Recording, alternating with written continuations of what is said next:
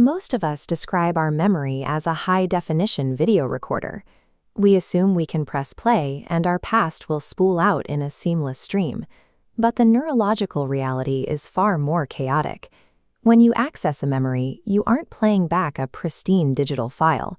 You are reconstructing the event from scratch. The data is highly volatile, prone to errors, and deeply fragmented. Psychologists describe human recall as a series of limited islands of memory floating in a vast sea of forgetting. We hold on to isolated moments, while our brains quietly invent the connective tissue between them. Standard historical accounts, from documentaries to textbooks, prioritize a continuous, linear flow.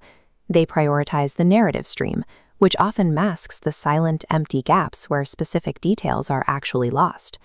Documenting the fractured nature of human experience requires a medium designed around these absences. We need an architecture built out of isolated islands and empty voids, the comic book.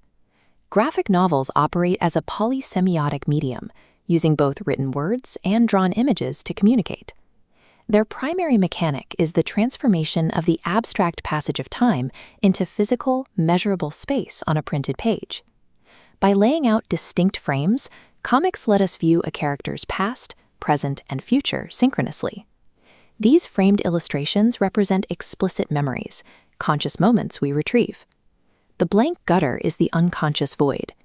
To maintain a narrative, the brain stitches them together, a process called closure. Reading a graphic novel forces you to bridge these gaps, mirroring the constructive process our brains use to piece together a fragmented past. Trauma violently destroys a person's frames of reference, abruptly interrupting the timeline of their life. Early comics utilized page architecture to visualize this shock. In this 1905 strip, the character Sneeze physically shatters the panel's black borders. This shattered boundary visualizes trauma's uncontainable nature. The shock refuses to stay boxed in, bleeding out to fracture everyday reality. Modern graphic novelists use these structural breaks to explore historical tragedies. In Yoshihiro Tatsumi's narrative of the Hiroshima bombing, he depicts the heat-seared silhouettes of victims permanently burned into a wall, a traumatic memory converted into a permanent physical imprint. Tatsumi often shifts visual registers to show how trauma resists integration. Here, he places a simplistic human character against a dense, photorealistic rendering of the ruined Genbaku Dome. This drawn representation anchors to the physical record. In this actual aerial photograph of devastated Hiroshima, we see where personal grief meets collective memory. By breaking frames, comics bypass purely intellectual history. They communicate the psychological disorientation of surviving it. This creates a multi-directional memory, allowing graphic novels to operate as an alternative archive outside of sanctioned histories. This format protects specific, unsanctioned truths, the experiences of displaced migrants, individuals battling illness, and the survivors of oppressive regimes.